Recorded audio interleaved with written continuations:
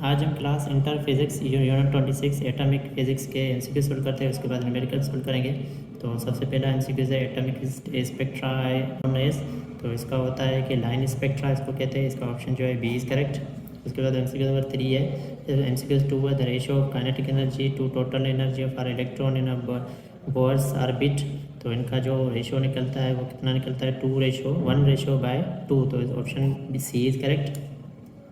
MCQ number जो है 3 है the Bohr's radius increase as principal quantum number increase. ठीक है, तो जैसे रेडियस इंक्रीज होगा तो प्रिंसिपल क्वांटम नंबर भी इंक्रीज होगा, यानी 3 का जो है इज करेक्ट। 4 है लेज़र बीम कंसिस्ट ऑफ। तो लेज़र बीम कंसिस्ट ऑफ करता है क्या कि हाईली कोहेरेंट फोटॉन। ठीक है, तो इसका ऑप्शन जो है B is correct. MCQ number 5 है the ruby laser is example of. तो रूबी लेज़र का एग्जाम्पल जो है ऑप्टिकल पंपिंग का होता है। ठीक है, इसका ऑप्शन जो है ए इज़ करेक्ट। 6 है laser action require medium with at least. तो लेज़र एक्शन रिक्वायर जो होता है मीडियम के लिए एटलीस्ट क्या होना चाहिए, कम से कम 3 एनर्जी लेवल होना चाहिए, यानी ऑप्शन ए इज़ करेक्ट। तो मैक्सिमम 4 भी होता है, लेकिन यहाँ पे कह रहा है मिनिमम एटलीस्ट कितनी होनी चाहिए, 3 होती है, 3 से कम नहीं हो सकता। ठीक है, उसके बाद जो है एमसीक्यू नंबर 7 है एमसीक्यू 7 है पॉपुलेशन इन्वर्जन अकर इन। तो होता है एक्टिव मीडियम, ये होता है option A is correct. MCQ number जो है 8 है X-ray transfer dash to metal. तो एक्सरे जो है मेटल में क्या एनर्जी ट्रांसफ़र करते हैं, option A is correct. MCQ 9 है एक्सरे डिफ्लेक्टेड बाय। तो इसको कोई भी फील्ड डिफ्लेक्ट नहीं कर सकती, option D is correct. MCQ 10 है double the voltage of X-ray tube. तो क्या करता है कि डबल अगर हम वोल्टेज कर दें तो एक्सरे पे क्या इफेक्ट होगा, तो इस पर कोई भी इफेक्ट नहीं होगा, इसका ऑप्शन जो है B is correct. Class enter unit 26 atomic physics के न्यूमेरिकल सोल्व करते हैं। सबसे पहला न्यूमेरिकल है calculate the energy of electron in second orbit of the hydrogen atom according to the Bohr's model. तो बोर्स मॉडल के हमें अकॉर्डिंग टू सेकेंड ऑर्बिट के अंदर हमें एनर्जी कैलकुलेट करनी है। तो सबसे पहले हम इस क्वेश्चन नंबर की 2 की डेटा लिख लेते हैं। तो डेटा के अंदर हमें प्रिंसिपल क्वांटम नंबर या ऑर्बिट जो है 2 मिली हुई है, और हमें कैलकुलेट क्या करनी है, एनर्जी। तो जो जनरल फार्मूला होता है एनर्जी कैलकुलेट करने का वो क्या है, 13.6 electrovolt divided by N square. N क्या है, क्वांटम नंबर है, तो यहाँ पे क्वांटम नंबर हमें 2 मिला हुआ है, तो इसको हम पुट करके यहाँ पे सोल्व करते हैं। तो इसी फार्मूले में वैल्यू पुट करते हैं, एन की वैल्यू हमें 2 मिली हुई है, तो 2 का स्क्वायर निकालेंगे तो हमारे पास कितना आ जाता है, 4। ठीक है, तो 13.6 को हम डिवाइड करें तो हमारे पास कितना एनर्जी आ जाती है, वो आ जाती है 3.4 इलेक्ट्रोवोल्ट माइनस के। ठीक है, तो हमें क्या पता है कि जो हमें आंसर बुक के अंदर जो मिला हुआ वो मिला हुआ जॉल के अंदर, तो इसको कन्वर्ट करेंगे जॉल के अंदर। तो इसको हम क्या करेंगे कि वन इलेक्ट्रोवोल्ट बराबर 1.6 10⁻⁻19 जॉल के। तो इसी इक्वेशन को हम इसी से मल्टीप्लाई कर देंगे तो हमारे पास जो रिजल्ट आ जाएगी जॉल के अंदर कितनी आ जाएगी, इसको मल्टीप्लाई कर लेते हैं, इसी को इसी इक्वेशन मल्टीप्लाई कर लेते हैं, यानी 3.4 मल्टीप्लाई बाय 1.6, तो हमारे पास कितना रहता है 5.44, और 10⁻⁻19 सेम का सेम कितना आ गया, -5.44 10⁻⁻19 सेम का सेम, ये आ गया हमारे पास रिजल्ट। तो कर लेते हैं था क्वेश्चन नंबर 1, उसकी डेटा के बाद रुकार के बाद फार्मूला सोल्यूशन किया, ये आ गया हमारे पास रिजल्ट। क्वेश्चन नंबर 2 सॉल्व करते हैं। Calculate the speed of electron if its orbit in smallest low orbit and B के अंदर जो है हमें मालूम करना है सेकंड स्मॉलेस्ट ऑर्बिट, और सी के अंदर हमें मालूम करना है कि इलेक्ट्रॉन की स्पीड इंक्रीज होगी या डिक्रीज होगी। तो सबसे पहले क्वेश्चन नंबर 2 की डेटा लिख लेते हैं। तो डेटा के अंदर जो हमें वेलोसिटी मालूम करने के लिए जो फार्मूला है बोर्स इक्वेशन के थ्रू हमने मालूम किया हुआ है ZE²/2ε0HN। तो ये सारे के सारे टर्म जो है कांस्टेंट है, H को लेकर ε0 और Z इलेक्ट्रॉन चार्ज होता है, इन सारों को जो है कांस्टेंट है। इन सारों कांस्टेंट को हम सिंप्लीफाई करें तो हमारे पास जो आ जाता है कितना 2×10⁻6 मीटर पर सेकेंड स्क्वायर। यहाँ पे एन जो है कांस्टेंट नहीं होता है, क्यों, क्योंकि वो हर ऑर्बिट का जो है वेलोसिटी अलग अलग होती है। एन क्या है, प्रिंसिपल क्वांटम नंबर। तो जो वेलोसिटी के लिए जनरल फार्मूला ये हो जाएगा। हमें क्या करना है कि लोअर पॉसिबल जो लोअर ग्राउंड स्टेट है हाइड्रोजन के अंदर, उसके अंदर वेलोसिटी कैलकुलेट करनी है। उसके बाद जो है सेकंड लोअर वो कैलकुलेट करनी है सेकंड ऑर्बिट के अंदर, और हमें मालूम क्या करना है कि वेलोसिटी जो है ऑर्बिट इंक्रीज होने से डिक्रीज होगी या इंक्रीज होगी, वो डिसाइड करना है। तो जनरल जो हमारे पास फार्मूला क्या लगेगा, यही फार्मूला लगेगा। इसी फार्मूले के अंदर जो वेलोसिटी या कांस्टेंट पुट करके हमें मिल गई, एन जो है अलग अलग है। तो सबसे पहले हम पार्ट ए के अंदर लोअर एनर्जी मालूम करते हैं। तो लोअर एनर्जी मतलब जो है सबसे पहले जो इलेक्ट्रॉन हो फर्स्ट शेल के अंदर यानी प्रिंसिपल क्वांटम नंबर 1 हो। तो इसको अगर पुट करेंगे और इनको सिंप्लीफाई करेंगे तो हमारे पास वेलोसिटी जो आ जाएगी लोअर के अंदर कितनी आ जाती है इलेक्ट्रॉन के पास, वो आ जाती है 2×10⁻6 मीटर पर सेकेंड स्क्वायर। अच्छा, सेकंड लोअर के अंदर, सेकंड लोअर का मतलब है कि प्रिंसिपल क्वांटम नंबर 2 हो, ऑर्बिट कितनी हो 2 हो। तो इसी फार्मूले जनरल के अंदर हम पुट करें एन की वैल्यू 2 जो, तो 2 को इनको सिंप्लीफाई करें तो वेलोसिटी आ जाती है 1.110⁻6 मीटर पर सेकेंड स्क्वायर। तो यहाँ पे हम आंसर से ही चेक कर सकते हैं कि पहली ऑर्बिट के अंदर 2 है, सेकेंड ऑर्बिट के अंदर 1 है। तो इसका मतलब है कि जैसे ऑर्बिट बढ़ रही है या प्रिंसिपल क्वांटम नंबर बढ़ रहा है तो वेलोसिटी डिक्रीज हो रही है। तो थर्ड पार्ट के अंदर हमें अंदर यही बताना है कि as N orbit increase velocity of electron decrease. ठीक है, तो ये आ गया हमारे पास रिजल्ट। रिव्यू कर लेते हैं। यह था क्वेश्चन नंबर 2, उसकी डेटा के बाद रुकार के बाद फार्मूला के बाद सॉल्यूशन किया, ये आ गया हमारे पास रिजल्ट। क्वेश्चन नंबर 3 सॉल्व करते हैं। What are the energy magnitude of momentum wavelength of the state n is equal to 1। तो n इज इक्वल टू 1 के अंदर हमें जो है क्या मालूम करना है, एनर्जी मोमेंटम और वेवलेंथ मालूम करनी है। नंबर 3 के अंदर हमें क्या है कि डेटा मिली हुई है कि एक इलेक्ट्रॉन जो है थर्ड ऑर्बिट से फर्स्ट ऑर्बिट के अंदर जंप लगाता है, तो वहाँ पे जो फोटॉन मिट होता है उसकी एनर्जी मालूम करनी है और मोमेंटम मालूम करना और वेवलेंथ मालूम करनी है। तो सबसे पार्ट ए को हम सॉल्व करें तो एनर्जी के लिए जो फार्मूला होता है वो होता है -31.6 √1/n1² माइनस 1/n3²। तो यहाँ पे हमें सबसे पहले एन ऑर्बिट क्वांटम नंबर जो है 1 से थर्ड शेल के अंदर आ रहा है, इसी फार्मूले के अंदर जो है डेटा पुट की तो हमें पता है 1 का स्क्वायर जो है 1 ही निकलेगा और 3 का स्क्वायर 1/9 निकलेगा, 9 निकलेगा। ठीक है, इनका एलसीएम लिया जाए तो यहाँ पे एलसीएम निकलेगा 9 और यहाँ पे क्या बचेगा 9 - 1। तो 9 - 1 यहाँ पे एलसीएम ले लिया। इनको अगर हम सिंप्लीफाई करें तो कितना आता है, तो इनको सॉल्व करें कि -13.6 मल्टीप्लाई बाय -8, तो हमारे पास कितना आ जाता है 10 और डिवाइडेड बाय क्या कर दें 9 से, तो कितना आ जाता है 12.08। तो कितना आ गया हमारे पास 12.08 इलेक्ट्रोवोल्ट। ठीक है, ये आंसर जो आ रहा है इलेक्ट्रोवोल्ट। तो हमारे बुक के अंदर जो है जॉल के अंदर मिला हुआ है, तो क्या करेंगे इसको राउंड ऑफ करेंगे 8, तो यहाँ पे हो जाएगा 1, तो 12.1। तो जॉल में कन्वर्ट करना है तो क्या कर देंगे 12.1 10⁻1.6 10⁻−19 को मल्टीप्लाई कर देंगे। तो इनको हम इसी वैल्यू को किससे 1.6 से, तो कितना आ जाता है 19.3 आंसर चाहिए। तो ये आ गया बुक के अंदर बुक वाला जवाब। अगर जॉल के अंदर चाहिए तो इसको हम 1.19 इसको 1.6 10⁻−19 से मल्टीप्लाई कर देंगे तो हमारा इतना आ जाता है 19.3 10⁻−19 जॉल। तो ये आ गया मोमेंटम मालूम करना है, तो मोमेंटम के लिए formula E is equal to PC। P for momentum होता है, यहाँ से P मालूम करना है, C यहाँ से डिवाइड होगा। तो एनर्जी जो हमें इलेक्ट्रोवोल्ट के अंदर मिली थी उसको कन्वर्ट किया जॉल के अंदर, तो कितना आया 19.3 10⁻−19 और divided by speed of light से डिवाइड कर देंगे। तो इनको सिंप्लीफाई करें। सबसे पहले क्या करेंगे कोफिशिएंट को एक साइड पे लिख लेते हैं, पावर को एक साइड पे, प्लस के 8 ऊपर चले जाएंगे तो माइनस के 8 हो जाएंगे। तो 19 माइनस के 19 प्लस माइनस के 8 कितने हो जाएंगे हमारे पास माइनस के 27। इनको सिंप्लीफाई कर लेते हैं, यहाँ क्या कर लेते हैं यानी क्या कर लेते हैं 19.3 डिवाइडेड बाय 3, तो हमारे पास कितना आंसर आ जाता है 6.43।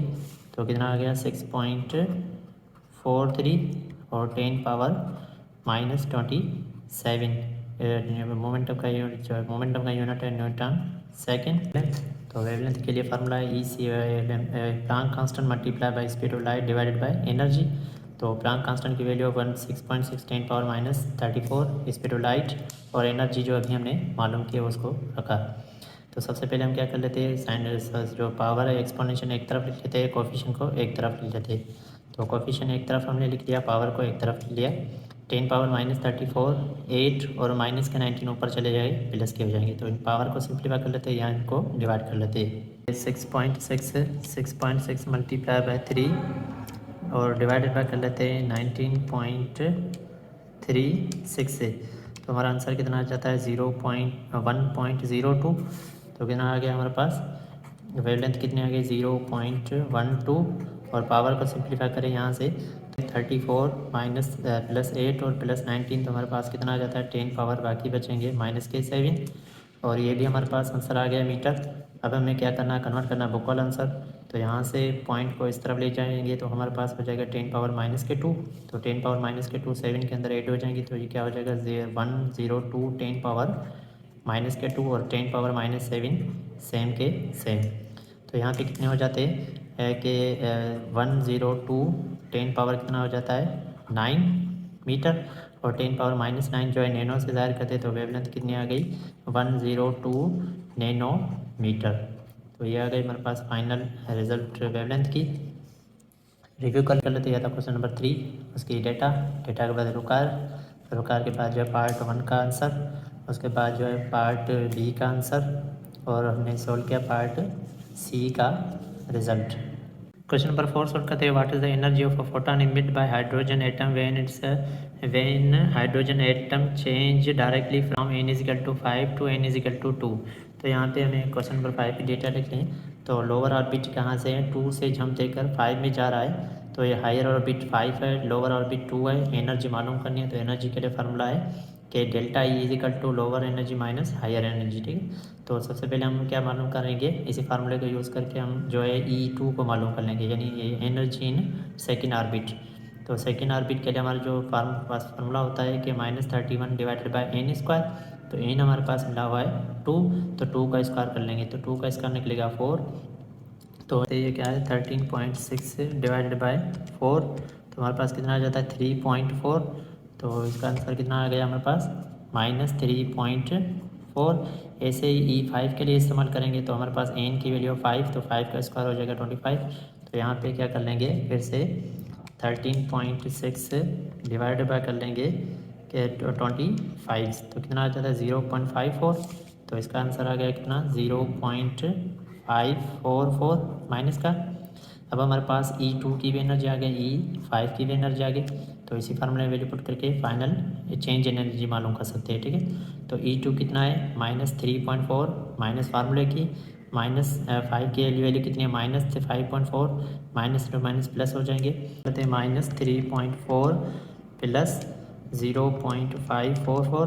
तो हमारे पास आंसर कितना आ जाता है कि जो रिज़ल्ट आ जाती है वो कितनी के -2.86। ठीक है, तो रिजल्ट कितनी आ गई 2.856 इलेक्ट्रो वोल्ट। तो चेंज इन एनर्जी कितनी हो जाएगी वो इतनी हो जाएगी। ठीक है, तो ये आ गया हमारे पास रिजल्ट। रिव्यू कर लेते हैं। ये था क्वेश्चन नंबर 4, उसकी डेटा के बाद रुकार फार्मूला सॉल्यूशन किया, ये आ गया हमारे पास रिजल्ट। क्वेश्चन नंबर 5 सोल्व करते हैं। How much work must be done to pull apart electron from the proton to make up the hydrogen atom if a atom is initially in ground state and then state with 3=1। तो यहाँ पे हमें work done मालूम करना है कि कितना work done होगा कि एक एटम से हमें इलेक्ट्रॉन जो है निकालने के लिए, जो फर्स्ट शेल और 3 शेल। तो डेटा लिख लेते हैं। सबसे पहले जो प्रिंसिपल क्वांटम नंबर या ऑर्बिट जो है फर्स्ट शेल से, फिर है दूसरी है थर्ड शेल से। ठीक है, वर्क डन हमें मालूम करना है या कितनी एनर्जी रिक्वायर चाहिए कि हमें इलेक्ट्रॉन वहाँ से निकाल सके। तो सॉल्यूशन करते हैं फॉर n=1। तो n=1 के लिए हमें एनर्जी कैलकुलेट करेंगे पहले। तो एनर्जी के लिए फार्मूला होता है -13.6 डिवाइडेड बाय n²। तो n की वैल्यू यहाँ पे है 1, तो 1 का स्क्वायर 1 ही निकलेगा। इनको सिंप्लीफाई करें तो हमारे पास एनर्जी कितनी आ जाती है -13.16 इलेक्ट्रॉन वोल्ट। तो वर्क डन के लिए फार्मूला क्या है कि energy from infinity minus energy from ground state या वन स्टेट। तो इन्फिनिटी माइनस ब्रैकेट और माइनस जो है हमें अभी मिला है, इनको सिंप्लीफाई करें तो माइनस टू माइनस प्लस हो जाएगा। तो हमारे पास जो एनर्जी या वर्क डन कितना करना पड़ेगा वो करना पड़ेगा plus 13.6 electro volt. Part B के अब इलेक्ट्रॉन हमें थर्ड शेल से निकालें, यानी n=3 हो तो फार n3। तो फार्मूला है 13.6 डिवाइडेड बाई n²। तो n की वैल्यू है 3 का स्क्वायर निकालेंगे 9। तो इनको 13.6 डिवाइडेड बाई 9, तो हमारे पास कितना आ जाता है 1.51। तो यहाँ पे कितना आ गया हमारे पास -1.51 इलेक्ट्रॉन वोल्ट। अभी हमें वर्क डन मालूम करना है, तो क्या है energy from infinity minus energy from third shell. तो इसको हम माइनस इन्फिनिटी कर ले, माइनस टू माइनस प्लस हो जाएंगे। तो हमारे पास वर्क डन कितना होगा वो होगा प्लस 1.5 इलेक्ट्रॉन वोल्ट। रिव्यू कर लेते हैं। क्वेश्चन नंबर 3, उसकी डेटा के बाद रुकार के बाद फार्मूला सॉल्यूशन किया, यह आ गया हमारे पास रिजल्ट। क्वेश्चन नंबर 6 सोल्व करते हैं। What is the wavelength of light for the least energy photon least energetic photon in Balmer series of a hydrogen atom. Second part के अंदर what is the wavelength of a series limit, तो series limit की wavelength हमें मालूम करनी है। तो सबसे पहले क्वेश्चन लिख लेते हैं, तो डेटा लिख लेते हैं क्वेश्चन 6 की। तो हमें वेवलेंथ मालूम करनी है इन बाल्मर सीरीज़। तो लीस्ट एनर्जी वाली, यानी लीस्ट एनर्जी कहाँ से शुरू होती है कि 2 से 3 के अंदर जंप दे रहा है, ठीक है। तो वहाँ पे हमें पार्ट ए के अंदर मैक्सिमम वेवलेंथ, यानी जब 2 से शेल जंप देकर 3 में जाएगा तो मैक्सिमम एनर्जी होगी, वहाँ पे जो वेवलेंथ होगी मिनिमम। फिर क्या है कि N2 से जंप देकर इन्फिनिटी तक जाएगा तो मैक्सिमम वेवलेंथ हमें कैलकुलेट करनी है। तो सबसे पहले मिनिमम वेवलेंथ कितनी होगी, उसके लिए formula 1/λ is equal to RH। RH क्या है, एक रायबर्ग कांस्टेंट है जिसकी वैल्यू 1.097 10⁻⁷ पर मीटर, ठीक है। ये R कांस्टेंट है, उसकी वैल्यू जो है इसी फार्मूले के अंदर हम डेटा पुट करके सॉल्व करते हैं। तो सबसे पहले हमें क्या करना है कि जब बाल्मर सीरीज़ हमें स्टार्ट ही कहाँ से होती है, n=2, और हमें जो मिनिमम होती है कि अगर एनर्जी यहाँ पे मैक्सिमम मिलेगी, मिनिमम एनर्जी वेवलेंथ यहाँ पे होगी कि जब जंप देकर 3 में जाए या 3 से जंप देकर 2 में आए। तो इसी फार्मूले में डेटा पुट करते हैं। आर की वैल्यू कांस्टेंट है वो हमने रखी 1/, और बाल्मर सीरीज़ का जो लोअर नंबर होता है 2 माइनस, और जो ग्राउंड जो मिनिमम एनर्जी मिलती है वहाँ पे n=3। तो इनको सिंप्लीफाई करें, 2 का स्क्वायर निकलेगा 4, 3 का स्क्वायर निकलेगा 5। इनका एलसीएम लें तो यहाँ पे हो जाएगा 36 और यहाँ पे हो जाएगा 5। तो इनको सिंप्लीफाई कर लिया, ठीक है। तो अब क्या कर लेते हैं, इसको मल्टीप्लाई कर लेते हैं इससे 10⁻⁷। इनको आपस में मल्टीप्लाई करके 36 से डिवाइड करते हैं तो हमारा रिजल्ट कितनी आ जाती है, देखते हैं। क्या है कि 1.097 मल्टीप्लाई बाय 5 और डिवाइडेड बाय कर लेते हैं 36। तो हमारे पास आंसर कितना आ जाता है कि 0.15। तो आंसर आ गया हमारे पास 0.015। अब क्या करते हैं, हमें 1/, वेवलेंथ की आंसर मिली, हमें वेवलेंथ मालूम करनी है तो इसको क्या कर लेंगे, रेसिप्रोकल कर लेंगे 7 का 7। अब क्या कर लेते हैं, इसका रेसिप्रोकल कर लेते हैं, तो रेसिप्रोकल कुछ इस तरह से हो जाएगा। तो अब क्या कर लेते हैं, इनको आपस में हम डिवाइड कर लेते हैं, यानी 1/1.015। तो इनको सॉल्व कर लेते हैं। यहाँ पे क्या हो जाता है कि 1/0.0.151, हमारे पास आंसर कितना आ जाता है 6.62, ठीक है। तो आंसर कितना आया 6.62 10⁻⁷, सेम का सेम। तो यहाँ से पॉइंट इस तरफ ले जाएंगे तो हमारे पास यहाँ से 10⁻² ऐड हो जाएंगे, तो कितना हो जाएगा, यहाँ पे हो जाएगा 6.62 10⁻⁻² और 10⁻⁷ सेम के सेम। तो यहाँ पे हो जाएगी 10⁻⁹। तो -9 को हम ज़ाहिर करते हैं नैनो से, तो कितनी आ गई वेवलेंथ 6.62 नैनोमीटर। तो ये आ गई हमारे पास रिजल्ट। अब पार्ट 2 को सॉल्व करते हैं, जब से इन्फिनिटी तक जाए वहाँ पे एनर्जी मैक्सिमम मिलेगी और वेवलेंथ मिनिमम। तो फार्मूला n2 रखेंगे इन्फिनिटी, तो इसको सॉल्व करेंगे, ये तो 0 हो जाएगा और 2 का स्क्वायर क्या निकलेगा 4 और रायबर्ग कांस्टेंट। तो आर की वैल्यू, RH की वैल्यू है 1.097 10⁻⁷ और डिवाइड बाय 4। तो इनको डिवाइड करेंगे तो हमारे पास रिजल्ट कितनी आ जाती है 2.742 10⁻⁷। अब हमें मालूम क्या करना है वेवलेंथ, तो इसका रेसिप्रोकल कर लेंगे। इसका रेसिप्रोकल आ जाता है यहाँ पे 3.6 10⁻⁷, सेम का सेम। यहाँ से बुकल आंसर चाहिए तो यहाँ से इस तरफ से लेके जाएंगे पॉइंट, तो यहाँ पे हो जाएगा 10⁻⁻², -2 और -7 कितने हो जाते हैं 10 पावर कितने हो जाते हैं 10⁻⁹, और -9 को ज़ाहिर करते हैं नैनोमीटर से। तो फाइनल जो वेवलेंथ हमारे पास आ जाएगी वो कितनी आ जाएगी 366 नैनोमीटर। तो ये आ गया हमारे पास फाइनल रिजल्ट। क्वेश्चन नंबर 7 को सॉल्व करते हैं। Laser emit light wavelength is 632.8 nanometer and power is 5.5। To calculate energy of a photon. तो एनर्जी ऑफ अ फोटॉन हमें मालूम करना है। सबसे पहले डेटा लिख लेते हैं 7 की। तो डेटा के अंदर वेवलेंथ मिली हुई है नैनोमीटर, नैनो की वैल्यू होती है 10⁻⁹। तो मालूम क्या करना है, एनर्जी फार्मूला लगेगा H Planck constant multiply by speed of light divided bye wavelength. तो प्लांक कांस्टेंट की वैल्यू है 6.6 10⁻⁻34 और स्पीड ऑफ लाइट हमारे पास कांस्टेंट है। वेवलेंथ हमारे पास मिली हुई है 632.8 10⁻⁹। तो सबसे पहले हम कोफिशिएंट को एक तरफ लिख लेते हैं, यानी 6.6 मल्टीप्लाई बाय 3 और डिवाइडेड बाय कर लेते हैं 632.8 और पावर को एक जगह पे लिख लेते हैं -34 सेम का same multiply by 10 power 8 same का सेम। माइनस के ऊपर चले जाएंगे तो कितने हो जाएंगे +9। ठीक है, ये भी +9। इनको पहले सिंप्लीफाई कर लेते हैं यहाँ पे कि 6.6 मल्टीप्लाई बाय 3 डिवाइडेड बाय कर लेते हैं कितने 632.8। तो हमारे पास आंसर कितना आ जाता है 0.031। ठीक है, तो यहाँ पे लिख लेते हैं 0.0312 और पावर को सिंप्लीफाई कर लेते हैं, यानी क्या कर लेते हैं -34 में से माइनस करेंगे 8 माइनस करेंगे 9, तो कितना आ जाता है 10 पावर 17। तो आंसर हमारे पास कितना आ रहा है 10 पावर -17। इन पावर को सिंप्लीफाई करेंगे तो हमारे पास कितना आ जाता है 10 पावर -17। ठीक है, एनर्जी के लिए तो एनर्जी जॉल। तो हमें चाहिए बुक वाला आंसर, तो क्या करेंगे यहाँ से तो इस तरफ ले जाएंगे तो 10 पावर -2 ऐड हो जाएंगे, तो -17 10 पावर -2 तो कितने हो जाते हैं यहाँ पे 3.12 10 पावर -2 और -17 कितने हो गए -19 जॉल। तो हमारे पास ये आ गया यहाँ रिजल्ट। रिव्यू कर लेते हैं, यह था क्वेश्चन नंबर 7, उसकी डेटा के बाद रुकार के बाद फार्मूला सोल्यूशन के आ गई रिजल्ट। क्वेश्चन नंबर 8 सॉल्व करते हैं। Calculate the wavelength of X-ray if energy of 1 photon emit by X-ray machine is 1.97 10 power -15 joule. तो यहाँ पे हमें वेवलेंथ एक्स-रे की कैलकुलेट करनी है। सबसे पहले जो एनर्जी हमारे पास डेटा के अंदर मिली हुई है और एच की वैल्यू कांस्टेंट है, स्पीड ऑफ लाइट कांस्टेंट है, मालूम क्या करना है वेवलेंथ, फार्मूला क्या लिखेगा HC/E फॉर द एनर्जी।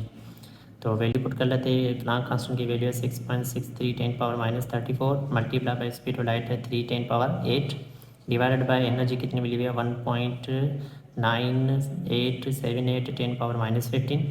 तो क्या कर लेते हैं पहले कोफिशिएंट को एक तरफ लिख लेते हैं, पावर को एक तरफ। तो कोफिशिएंट को एक तरफ हमने लिख लिया, पावर को एक तरफ, ये -15 ऊपर चले जाएंगे प्लस के हो जाएंगे। ठीक है, तो इनको सिंप्लीफाई कर लेते हैं यहाँ पे कि कितना हो जाता है कि 6.63 मल्टीप्लाई बाय 3 और डिवाइडेड बाय कर लेते हैं क्या 1.9878। तो कितना आ जाता है 10.0 और यहाँ पे कितना आ गया 10.0। इन पावर को सिंप्लीफाई करें यहाँ पे कि -34 +8 +15, तो आंसर कितना आ जाता है -11। तो 10 पावर -11 मीटर। हमें बुक वाला आंसर चाहिए, तो यहाँ से पॉइंट को इस तरफ लेकर जाएंगे तो कितना हो जाता है, यहाँ से पॉइंट को इस तरफ लेकर जा रहे हैं तो +2 हो जाएंगे, तो +2 इनमें से माइनस कर लेंगे तो आंसर क्या आ जाता है 0.10 10 पावर +2 और 10 पावर -2 सेम के सेम। +2 और 11 में से 2 गए तो हमारे पास कितने हो जाते हैं 0.10 10 पावर कितना आ जाता है -9 मीटर और 9 माइनस के होता है नैनो, तो हमारे पास वेवलेंथ कितनी आ गई 0.1 नैनो मीटर। तो ये आ गया हमारे पास final result. Review question number 8 review कर लेते हैं, क्वेश्चन नंबर 8 उसकी डेटा के बाद रुकार के बाद फार्मूला सॉल्यूशन किया, सॉल्यूशन करने के बाद ये आ गया हमारे पास रिजल्ट।